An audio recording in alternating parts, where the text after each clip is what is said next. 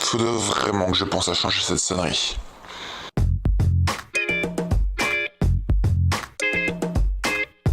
Bonjour. Ouais, c'est pourquoi? On avait rendez-vous aujourd'hui. C'est pas les restos du cœur ici, cassez-vous monsieur, je suis pas dans le SDF. Quoi mais on s'est déjà vu 2 fois, j'ai même dormi sur le canapé ici. Ah oui, monsieur monsieur Pigeon, ouais, monsieur Pigeon. En même temps, si vous faisiez un effort sur vos vêtements, quoi, on aurait vraiment dit un clochard, faites un effort. Quoi? Monsieur Pigeon? Un clochard? Oh non, je me casse. Ah là là, vous gérez vraiment pas votre stress, hein. Allez, assis, je vais vous faire une séance aux petits oignons. Ouais, bah pour la peine, j'espère que vous me ferez une ristourne. Oui, on en reparlera quand vous aurez payé, pas de problème, oui. Yes. Salut à toi, me revoilà dans ton imaginaire. Aujourd'hui mon gars, ça va parler de militaire. Ce qu'il y a dans mon verre, du cognac bien sûr.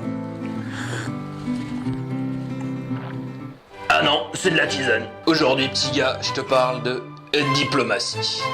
Film réalisé par Volker Schlondorf avec André Dussolier et Nils Astrup. Un film où on apprend que Napoléon III était un putain de voyeur. Toi qui es devant ton ordinateur, tais-toi et écoute-moi. Chef, vous savez que vous avez l'air ridicule comme ça, c'est même pas une tenue militaire, ça fait shérif comme ça. Et alors, je t'en pose des questions, petit? Et puis c'était shérif, elle est où ton étoile? Attends gamin, je crois que je l'ai sur moi. Tiens, casse-toi. Un film presque à huis clos où on ne peut que respecter le jeu de ces 2 acteurs. Si tu ne sais pas ce que c'est qu'un huis clos, Google est ton ami. Si Google n'est pas ton ami, eh bien, un huis clos, c'est tout simplement...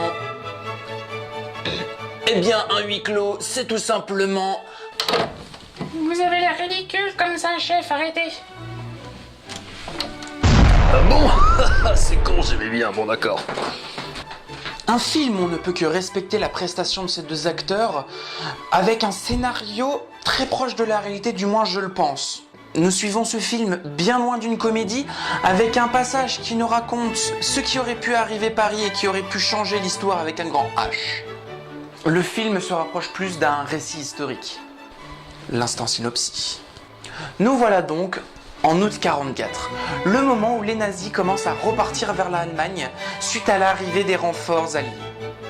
Les renforts alliés de la France. Un ordre a été donné par le Führer et un seul homme a le choix de détruire ou non Paris. Ce choix est très simple, c'est un peu comme appuyer sur un bouton et faire exploser tout Paris. En gros, un architecte français, n'ayant pas vraiment le choix, s'en vient à donner des informations aux nazis et au commandant nazi commandé par Niels pour tout simplement lui expliquer les endroits où Paris est vulnérable. Telle explosion à tel endroit créera un ravage, fera s'effondrer telle chose qui détruiront telle autre chose. Si ça tombe, ça créera des vagues d'eau qui inondera la plupart de Paris. C'est pas aussi joyeux que Paris sous la Seine avec Vanessa Paradis et elle. Un homme, joué par André Dussolier, va tout faire pour essayer d'empêcher cette catastrophe. Pour le seul arme, il n'a qu'un fulgure au poing. Non, c'est bien loin de tout ça. Cet homme n'a que pour seule arme son talent d'orateur et sa manière d'expliquer les choses à Niels, donc qui est le général allemand. Aimant Paris, il va donc tout faire pour essayer de le combattre et nulle violence ne va rentrer à ce moment-là. Évidemment, il y a quelques scènes de guerre, de combat où on va voir des hommes tirer sur les autres, mais à aucun moment les 2 personnages principaux ne vont se battre. Ça ne va être qu'un jeu de paroles, d'essayer de convaincre l'un d'empêcher l'explosion de Paris. Voilà, ça va être vraiment tout le long ça. Après, on ne peut qu'apprécier le jeu de ces 2 acteurs qui sont totalement en huis clos, on ne suit quasiment que. C'est ça qui est assez incroyable, c'est-à-dire que du début du film, qui dure quand même 1h24 en entier, jusqu'à la fin, on va suivre quasi exclusivement ces 2 acteurs. On va évidemment en croiser 2-3 autres, mais c'est un peu... on s'en fout les autres quoi. C'est vraiment, on suit ces 2 personnages principaux. Mon conseil, si vous n'êtes pas fan de récits historiques ou que vous n'êtes pas très curieux, je vous déconseille d'aller voir ce film. A l'inverse, si vous avez un petit peu de curiosité, je vous conseille d'aller le voir, c'est quand même un bon film, il y a 2 petits passages marrants, mais ça reste vraiment un film hommage, récit historique, mais qui sait, Peut-être que vous découvrez quelque chose. Gamin, c'est la dèche, y a presque plus de cognac. Ramène-moi. Chef, faut vraiment arrêter, c'est ridicule. Et mon pied dans ton anus, c'est ridicule, casse-toi. Bien, chef, mais mettez-vous à l'aise avant, parce que voilà. Oh, c'est un bon conseil, ça. Allez, en selle.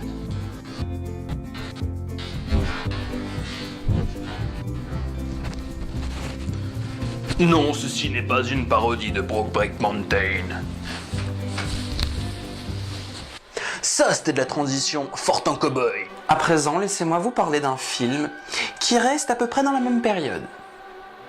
Je veux bien sûr parler de Monuments Men, film réalisé par George. Mais si, vous savez George. Nespresso. What else?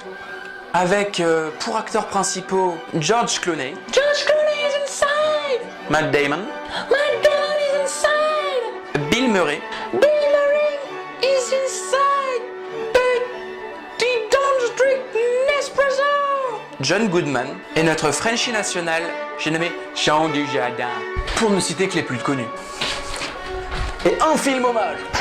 On continue. Bien loin de ce qu'aurait pu nous laisser penser la bande-annonce à coups de pam-pam boum-boum, d'explosions et de dynamite, nous suivons tout simplement nos 6 hommes à la recherche d'œuvres d'art volées par les nazis lors de leur retour en Allemagne. S'ensuit pour retrouver ces œuvres d'art des recherches d'informations, du pistage, du portage de cravates rouges et immondes, quelques blagues vraiment bien trouvées, bien placées, qui ne cassent pas l'ambiance du film et qui nous fait suivre à la manière d'une vague, tranquillement, avec des petits hauts, des petits bas, tout le long du film, avec un réel plaisir. On sent également que les acteurs prennent un réel plaisir à jouer et on sent comme une petite complicité entre eux. Après, malheureusement, je ne peux pas vous en dire beaucoup plus pour la simple et bonne raison que les tournants et les aboutissants du film seraient gâchés pour chaque petit détail que je pourrais donner. Ce que je peux vous donner, c'est le contexte général. Donc ça se passe à peu près à la même période que Diplomatie, sauf que ça parle d'un petit peu avant la création de l'équipe, le pendant et l'après jusqu'à la presque fin de la guerre, où la plupart des hommes qui sont regroupés par l'équipe donc de George ne sont pas vraiment des soldats. Ils ont tous leurs petites affinités, ce sont des chercheurs, ou alors ce sont des pilotes, ce sont des historiens, ils s'occupent d'œuvres d'art. Voilà, ils ont tous leur petit rôle, mais ce ne sont pas des hommes d'armée. Et tout simplement, au moment où ils cherchent à être entraînés, à avoir plus d'équipement, ils n'y ont pas forcément le droit pour la simple et bonne raison que ce ne sont pas vraiment des militaires. Ils ont été recrutés pour récupérer des œuvres d'art, sachant qu'à la base, les chefs en ont un peu rien à secouer de récupérer les œuvres d'art. Qui s'en aille les nazis? Qui s'en aille, la guerre est finie. Le genre de film, on va entendre des noms de peintres, de sculpteurs célèbres. Ah tiens, ça me dit quelque chose, j'ai déjà entendu le nom de Rembrandt, de Picasso. Tiens, ça me dit quelque chose, ça me revient. Voilà, ce film, c'est un peu tout. Ce film se rapproche d'un film historique, c'est d'ailleurs un récit historique. Malgré tout, il y a quand même de l'humour qui est bien placé et qui ne dérange pas le film, ça ne gâche pas. Justement, il y a des scènes dans le film, des reproductions d'images qu'on voit tout à la fin lorsque le générique défile.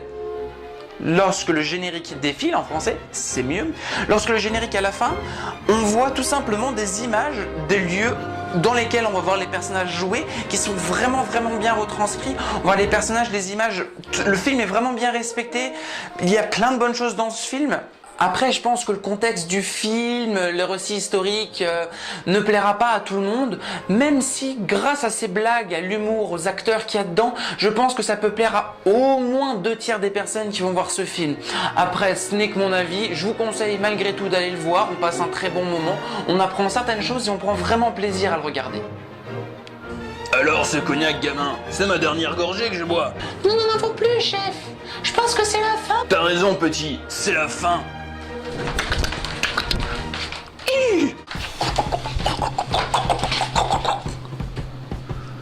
Si t'as aimé, remplis mon verre de cognac. Ou alors tu peux t'abonner. Ou alors regarder nos autres productions. Allez, maintenant, casse-toi, j'ai un cheval à monter.